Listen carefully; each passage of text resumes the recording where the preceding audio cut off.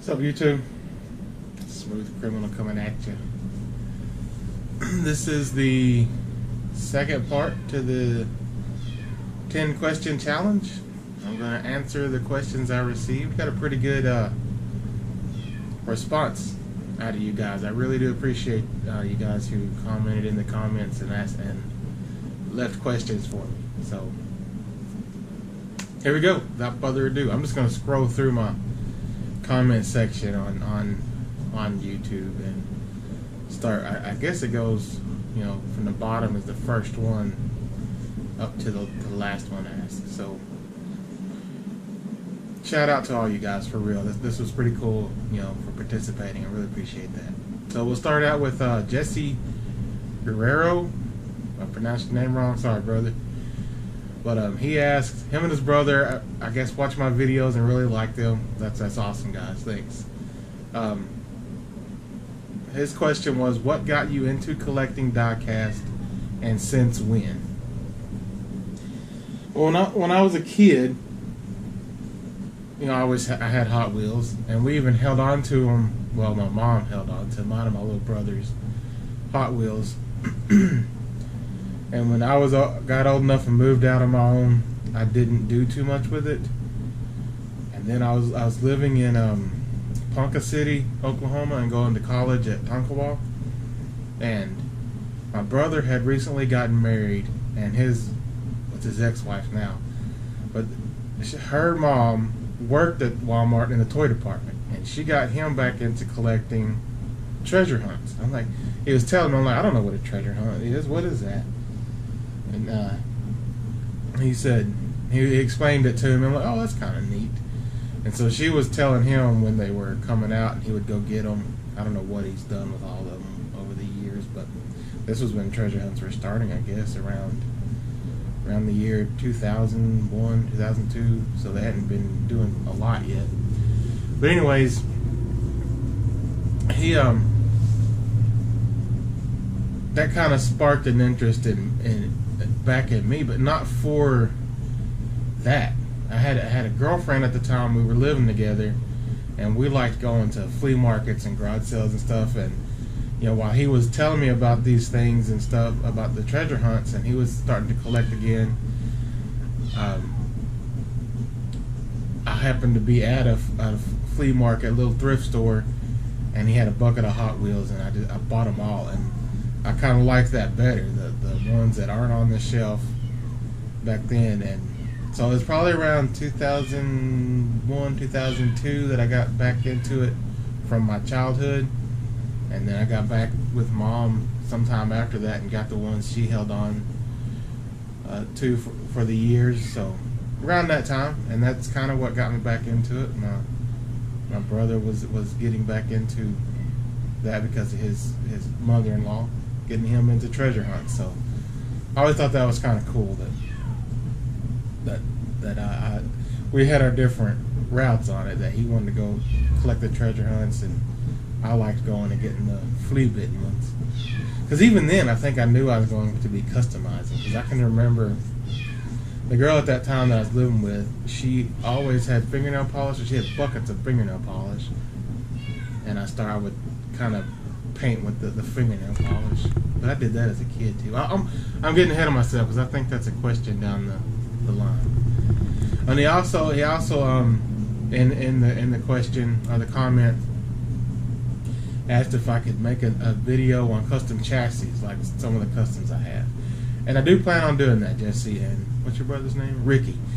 Guys, that is in the future. I want to do a lot of how-to videos on how I do some of the stuff.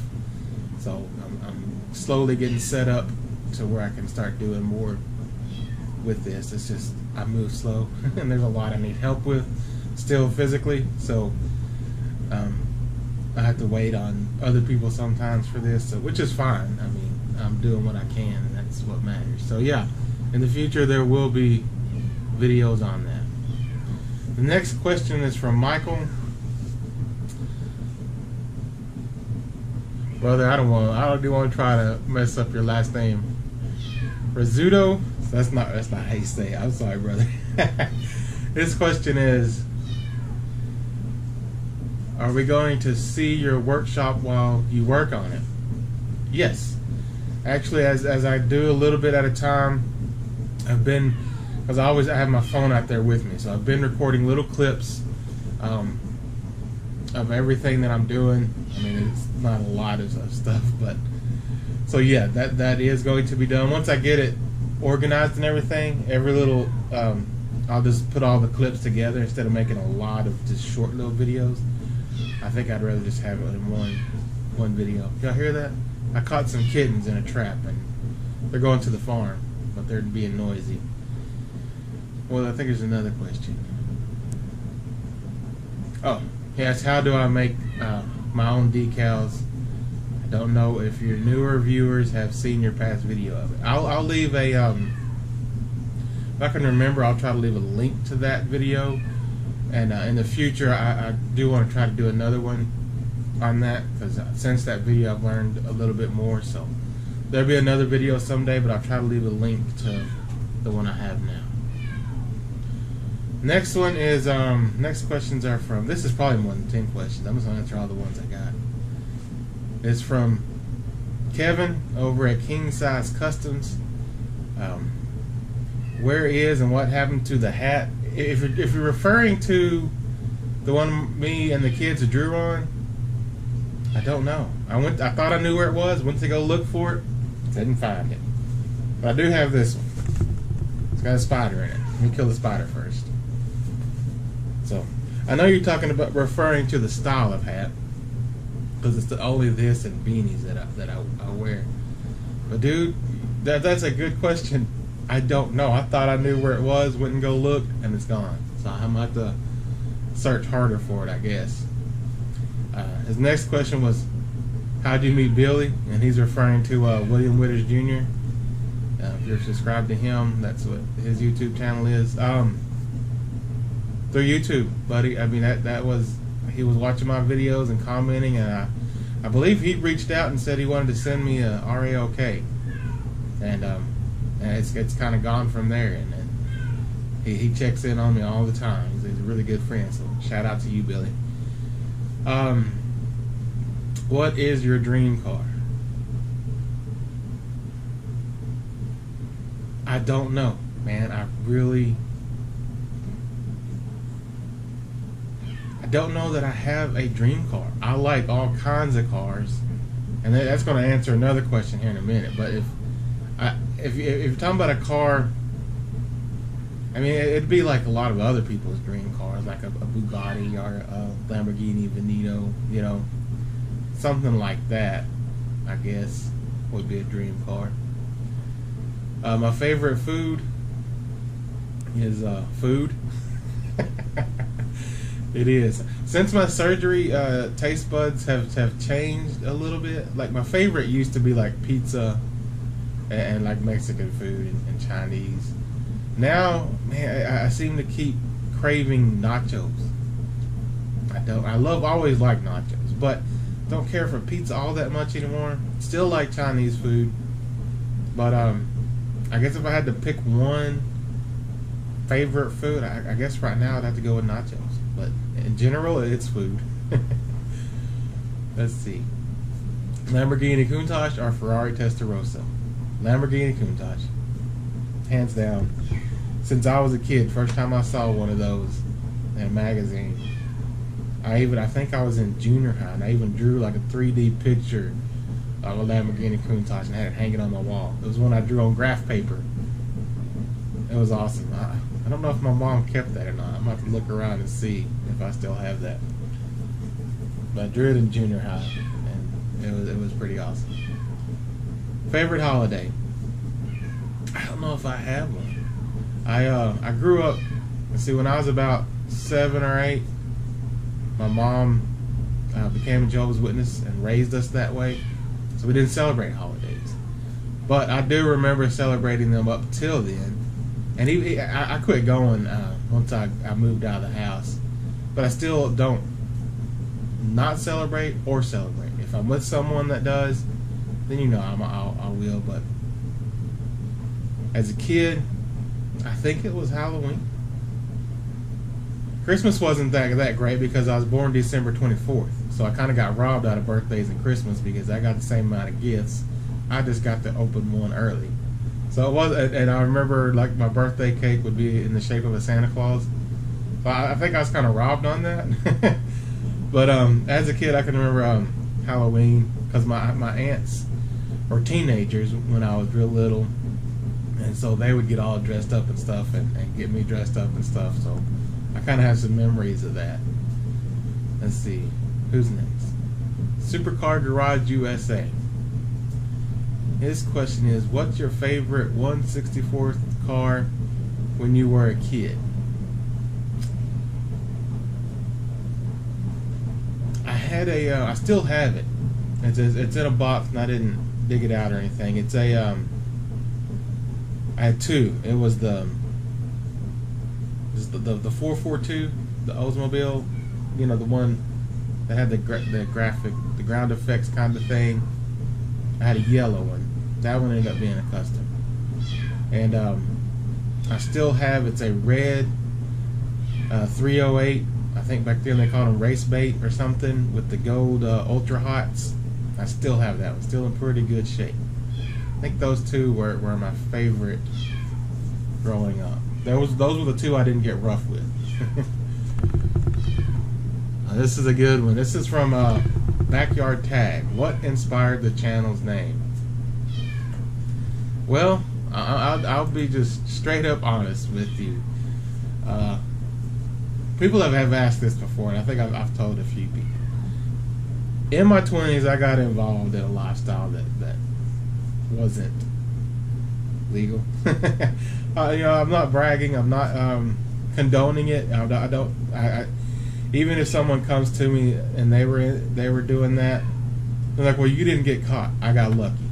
If you're out there doing those things, I wasn't robbing anybody. I was, I was in sales and distribution. And anyways, I tell people that's not the way to look at it. You will get caught. I just got lucky, I guess, somehow.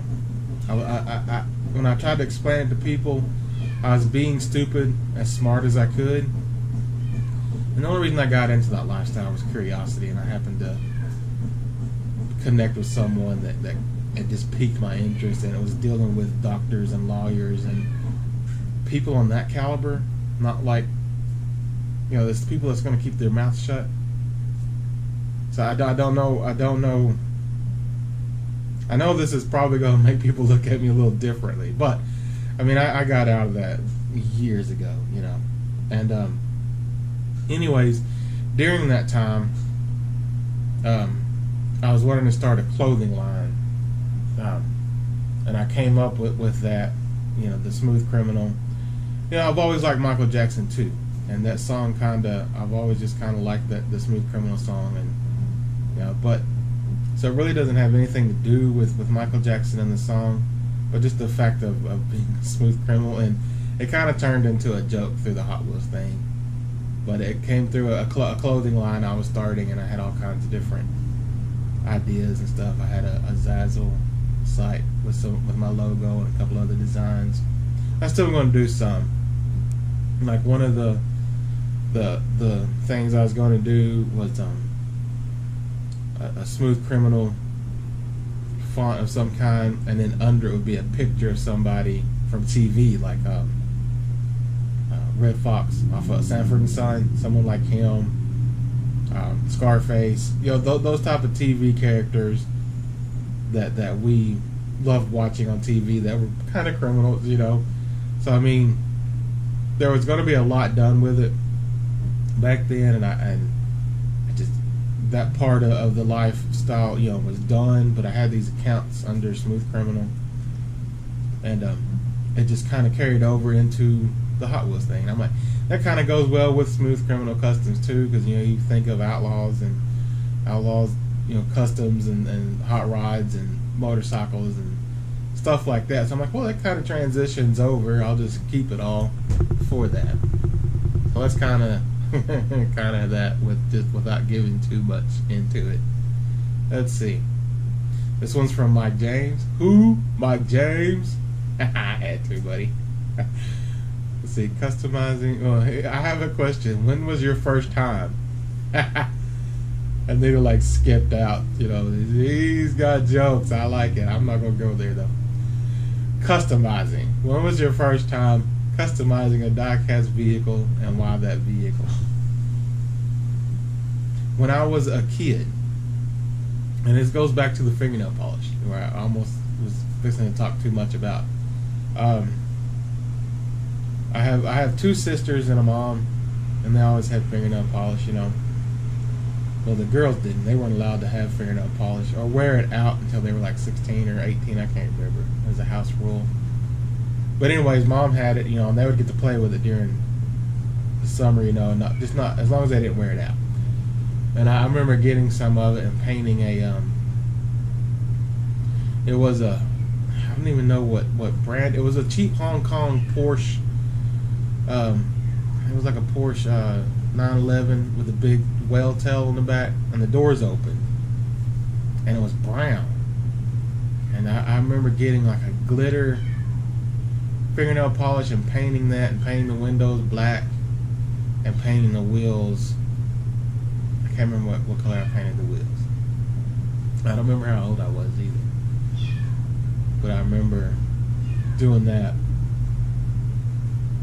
with fingernail polish on that little Hong Kong Porsche casting that had opening doors. I think I had that one for the longest. Now I don't remember if I gave it to my nephew or what happened to it. And oh yeah, follow up was what was the casting, scale, make, model. So there you go, and that's what happened to it. I don't know. It went somewhere, but yeah, it was just one of those. I don't think it was a name brand. It was just a cheap one of those Hong Kong castings. But the doors open, and I always thought that was kind of cool. But it was an ugly brown color, and I didn't like that. Next one's from Rogers Customs. Roger asks, "You have never been caught, so just how good are you at it?" And there you go. I'm that good at it. I was. Not to be bragging, because I don't condone that, but that's kind of where it came from, and that's not what it means now, but that's where it came from. But yeah, I'm that good at it. I'm a smooth criminal, buddy. Come on. And deplorable Ed asks, "Why are you the smooth criminal?" Well, I guess I kind of answered that back then, or a few questions back. So that's where it came from, Ed. That's why I'm the smooth criminal. I didn't get caught. Okay, I did get caught. Here's anything that I did get busted for was traffic violations. Somehow I escaped some crazy situations even during those times. But anyways, one of the craziest ones was that I wasn't very smooth at. I was already out of that lifestyle, but I have my Suburban now, and I hadn't had it very long, and I had two 18-inch subwoofers in the back with two 2,000 watt amps to each one. Yeah, and I had a giant capacitor, and I mean just a giant system that didn't even need to be in a vehicle. And I was at a family reunion in Hugo, Oklahoma. I had lived there before with my grandma, and I'd already moved to Ashdown, and then was there for the reunion. And I went to town because I hadn't been there in like almost a year, I think. So I was going to go see some old friends in town because I got there before everybody else did. And I hadn't had the system very long, and I was listening to I don't remember the song now. I want to say it was Ludacris, Blueberry Yum Yum, because that song hit hard. And I was just cruising around, and I cranked it up, and it rattling everything, and I come around the corner and wasn't paying attention to where I was at, and I drove right by the sheriff's station and kept driving. And by the time I got to the light, when I saw my rearview mirror, two cops running out of the building and hopping in their cars and flying down the road behind me. I was like, man, somebody done killed somebody. And I turned right thinking they were going to go straight, and they all pulled up right behind me. They were after me. And so I pulled over, and he was yelling at me. He was kind of smiling too, though. And I was like, man, well, what are the decibel level? I said, if you got one of those decibel level meters, I don't know what's the legal decibel level in the state of Oklahoma. And he said, it don't matter here. If we can hear it, it's too loud. He said, besides, you knocked pictures off of the sheriff's wall and shattered them. He said, so you're getting a ticket. He said, I think it's funny. And he wanted to know a little bit about the system. But he said that I literally knocked pictures off the wall and broke the glass in it. So I kind of felt bad, but also it was kind of a bragging right too. I even put the receipt, the ticket. It was called Disturbing the Peace by Amplified Sound. And I even put it on the speaker box when I sold it. But yeah, that one I wasn't too smooth at, guys. So, and why is it be good or be good at it? That's the way to be, Ed. Be good or be good at it. You have your choices, make them. But if you're gonna make bad choices, be good at it, I guess. I don't know. Let's see. Alan at JG24 Diecast, he's the one that gave me the challenge. If you won the lottery and money was no object, what vehicle would you like to own in real life? See, that goes back to the question of the dream car. It wouldn't be one, and it wouldn't be an extravagant, exotic car, to be honest with you. I would have like a really awesome lowrider. I'd have like a Chevy Caprice Donk, like just crazy in the air with like 30s on it. I would have some type of rat rod. So it would almost be a menagerie museum of every type of vehicle that I love. It wouldn't be, I just couldn't see myself buying one car that was, $1 million something. That's just not me. I mean, it would be a bunch of regular cars from the 70s and 90s with tons of money in it. That's exactly what it would be, and I'd have a whole shop full of toys. So I wouldn't have a dream car.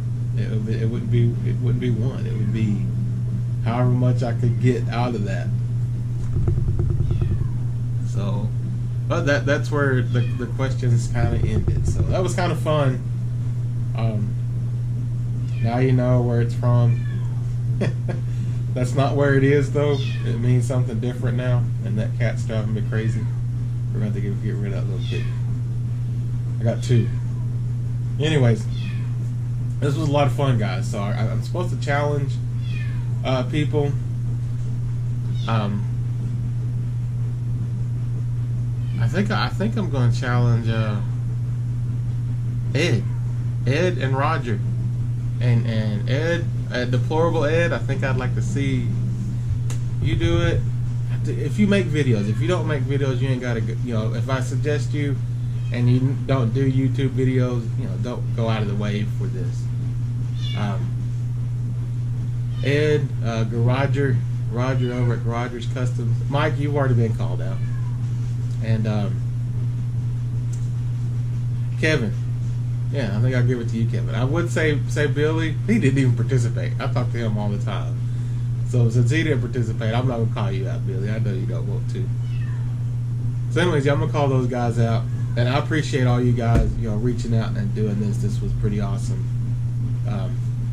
It was pretty fun, too. It's been a long video, so that was kind of cool. I hope don't judge me. I'm playing. I don't have regrets.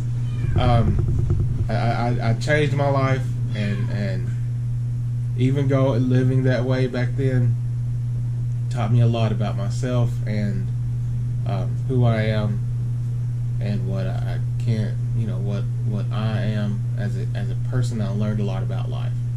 It made me very aware of the reality of people.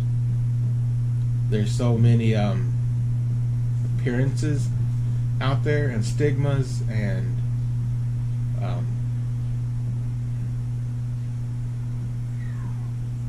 what's the word I'm looking for? I can't think of the word now. But where you basically generalize a group of people, and it's not as most people think it is. It's in appearances and in how we perceive certain people, whether it's race, financial situations, where they're from, in the lifestyle, in the dark. We're all the same, on a level that you wouldn't believe.